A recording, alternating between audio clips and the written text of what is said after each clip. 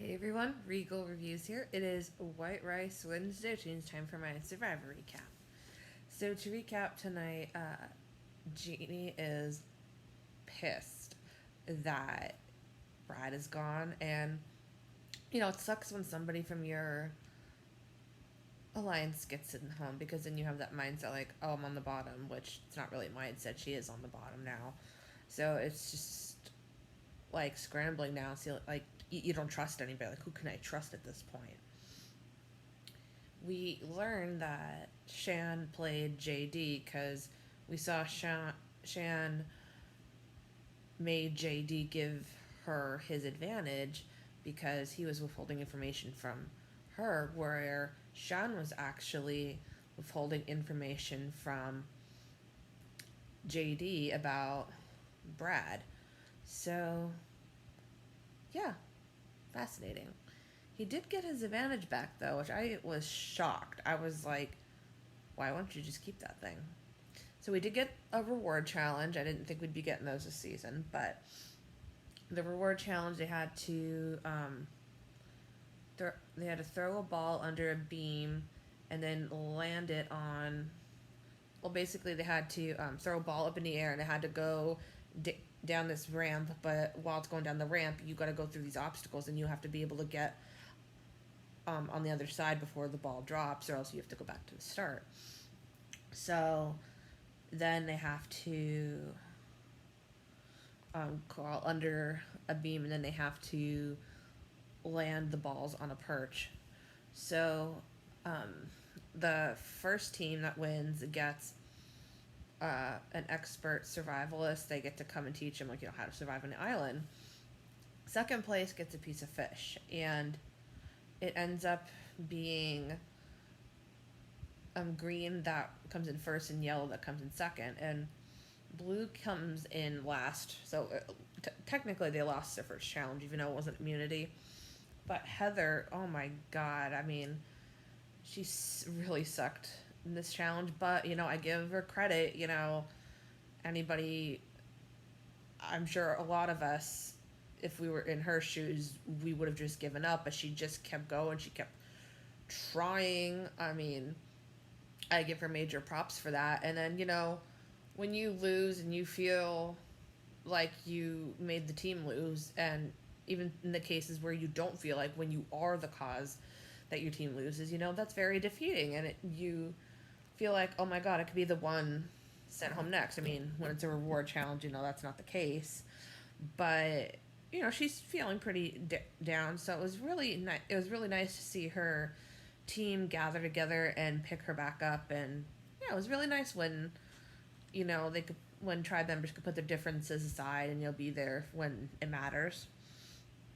So on yellow, I thought it was freaking hysterical that Evie was imitating Probst, and I thought their commentary was spot on. And what I think was a highlight of the episode is we got to see these baby turtles that are trying to make their way to the ocean, and I can't imagine seeing that. That must just be like a once in a lifetime feeling. I mean, us watching it, I'm like, holy cow! That's such a magical experience. Hell, even Survivor retweeted my tweet about that, how it looked so magical to witness that.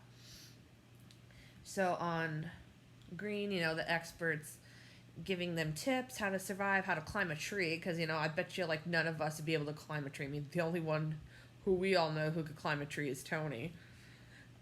And blue, Erica is starting to show her colors. Like, we're starting to get to see more of her, because for a while there, because Blue's been winning, we haven't really got much content about Blue. But we see how aware Erica is, which I respect that. When people are self-aware, I mean, it's not as easy as it looks. And she wants Sydney gone because in her mind she thinks Sydney's very reactive to things, and I definitely see that as a reason to vote her out, because you don't want somebody who's gonna blow up at the smallest things, and you're gonna have to walk on pins and needles and everything. You know what I mean? You don't want that. That's not good for the tribe. But then she's telling Deshawn this, but then Deshawn actually wants Erica gone. So Deshawn goes and tells Sydney about this, and one might say, what is he doing? He's being a rat. That's one side of it. The other side of it is that he's playing the game, and if he could pull it off, he's playing the game pretty well. So what might go against him is that he's suggesting to throw the challenge to get rid of Erica. And I think that's a bit of a drastic move. I mean, if you're caught throwing the challenge, like if people get wind that you're throwing the challenge, I mean, you're going home because they don't want somebody who's going to throw challenges. So at the immunity challenge, you had to race to get 3 bags of logs and then go through a tunnel and get the key from the wood and then land 3 rings on some targets. And it's quite funny because even though Blue tried to throw the challenge, like Deshawn was purposely going slower, he was retying knots. I mean, wow. And then Nasir, like a challenge beast, just comes out of nowhere and is like pushing the logs through, and then he throws the rings on and he lands it. So yellow came in first place and blue came in second, and it's quite amazing that even though blue was trying to throw the challenge, they end up winning anyway. So back at green, Jeannie thinks her only shot would be to use the shot in the dark, and I'm just wishing somebody will play the shot in the dark already so we could see it being used and we could get some of our questions answered.